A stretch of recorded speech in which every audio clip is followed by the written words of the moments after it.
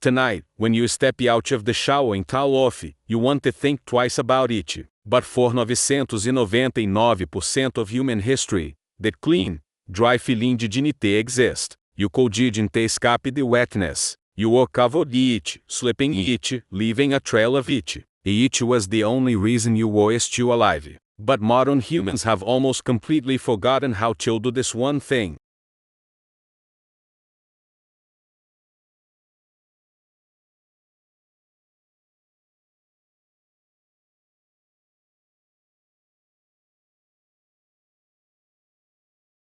For over 300 years, every single one of your ancestors woke up every morning and did something that would make most of us pass out today. They exerted themselves so violently, for so long, that their skin turned red, their hearts pounded, and moisture poured from every pore. They didn't have Gatorade. They didn't have air conditioning. They just had the sun, the ground, and the terrifying knowledge that if they stopped, they would die.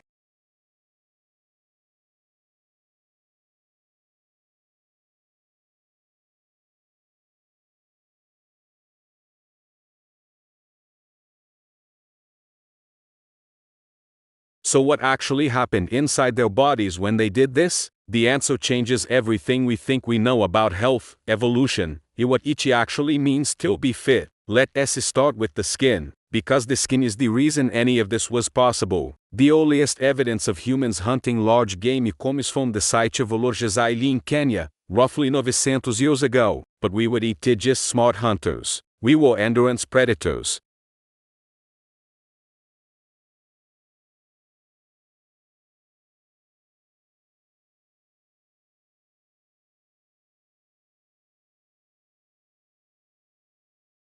While a lion could sprint at 50 miles per hour for 100 meters, a human could run for those miles in the midday sun. And the secret wasn't our legs, it was our paws. We are the only primates on Earth, one of the only mammals, that can sweat enough to run a marathon. A horse can sweat, but it also has to stop to breathe. A dog has to pant. But a human? We just keep going. We turn into walking fountains.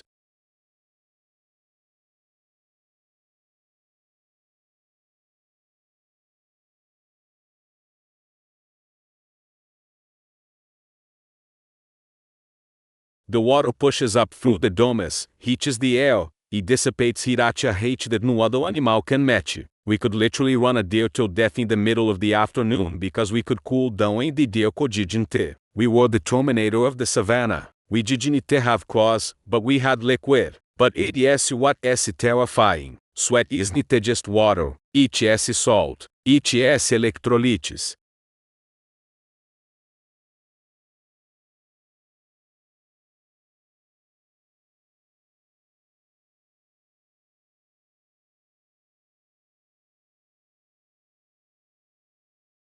In 1 hour of heavy exercise, you can lose up to 2 liters of fluid and a massive amount of sodium. And if you don't replace it, your brain doesn't just get tired, it shrinks. In 2013, researchers at the University of Bo documented that in the early hominins, the loss of body hair, the increase in sweat glands was an evolutionary gamble. We traded the ability to hold on to water for the ability to dump heat. It worked brilliantly, but it meant we were always on the edge of catastrophe.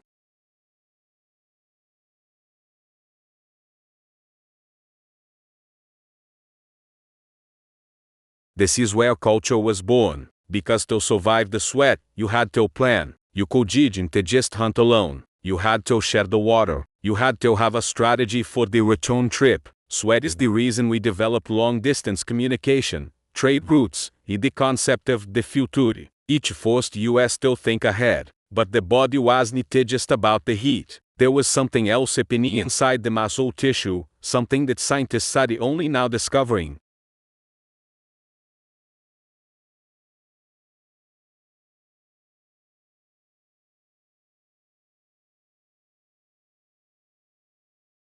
You were not designed to sit in a chair. In 2021, evolutionary biologist Daniel Lieberman published a paper that changed exercise science. He had spent a decade studying the Hadza tribe in Tanzania, one of the last hunter-gatherer groups on Earth. He found that the average Hadza hunter spends 2 to 3 hours a day in vigorous physical activity, not walking, not gardening, running, digging, carrying meat for miles, but ADS the shock.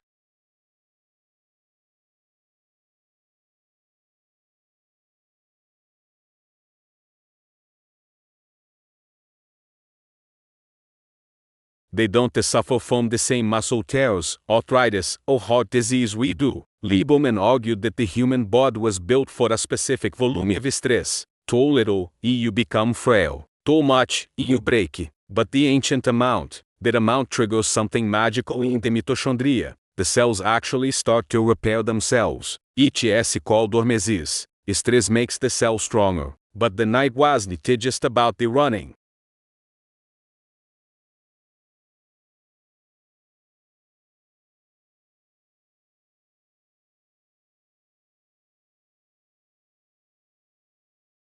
There was something else happening, something that modern gym culture completely ignores. In 2014, researchers at the University of California published a study on the post-exercise recovery of indigenous groups. They measured cortisol and testosterone levels in the hours after a hunt. They found that the period right after extreme exertion wasn't just exhaustion, it was a distinct state of consciousness.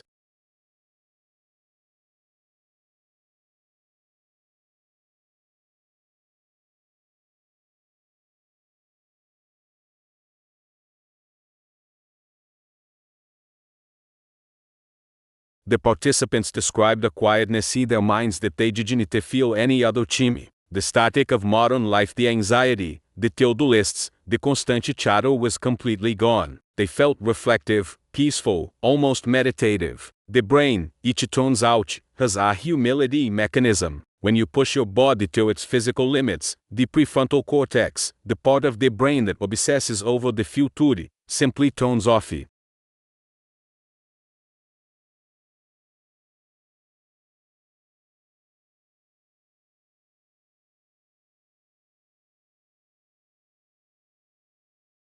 Each can't afford to think about next week when each is struggling to keep the heart beating. This is why ancient humans had such a high tolerance for pain and uncertainty. They had worn out their anxiety circuits through physical labor. So what killed each? The answer is simpler than you'd think. Comfort. In the 1900s, the automation of labor took off. The car, the elevator, the desk. In 2023, the average American sits for 13 hours a day.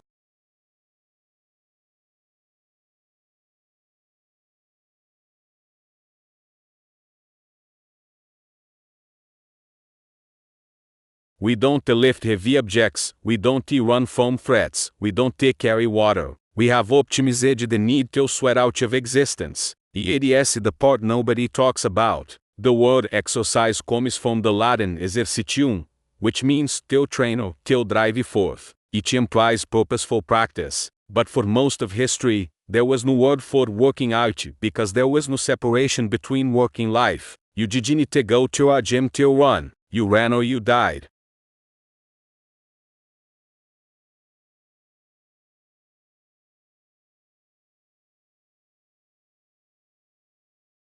We have compartmentalized physical effort into a box. We do it for an hour, then we go back to the couch. We are paying the price. The WHO reports that physical inactivity is the fourth leading risk factor for global mortality, but we don't treat it like a crisis. We treat it like a lifestyle choice. But it is the part that changes everything. Modern humans are exposed to physical comfort an average of 16 hours a day. Seats, sofas, shoes with thick padding.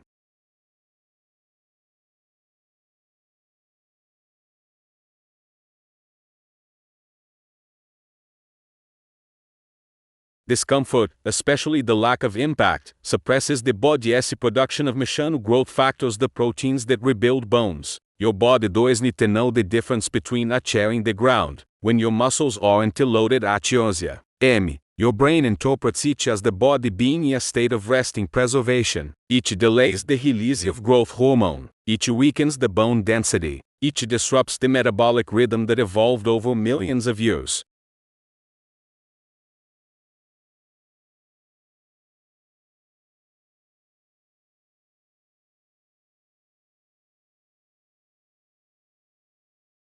Researchers have found that people who spend just 1 week walking with a weighted vest or using minimalist shoes have their muscle recruitment patterns reset. Their bodies start producing anti-inflammatory markers immediately. That all it takes for 300 years of programming to reassert itself. We didn't just change when we move. We eliminated an entire phase of human consciousness.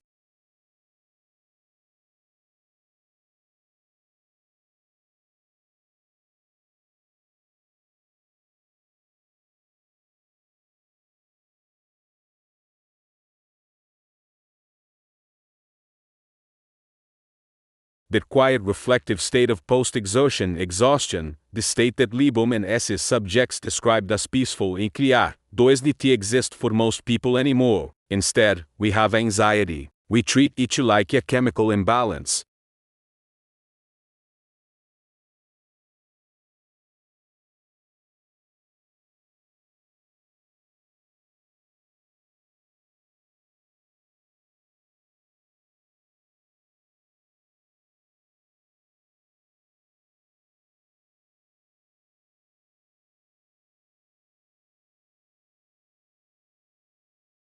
But what if each is not a disorder at all? What if feeling restless, feeling that pent-up energy that forces you to burst your leg under the desk, isn't your body malfunctioning? What if each is your body remembering what each was built to do? For 300 years, your ancestors spent their days in a rhythm that modern science is only beginning to understand. They pushed their bodies till the limit and told stories that built civilizations.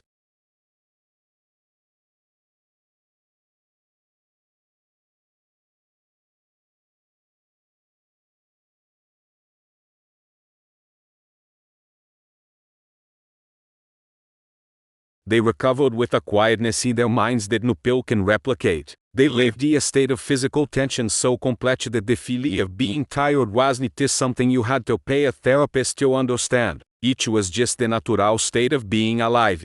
And every night, when they lay down to rest, their hearts beat slowly in their chests. And they lay there in silence, their bodies healing, their minds clear, and their souls at peace. We traded all of that for an office chair.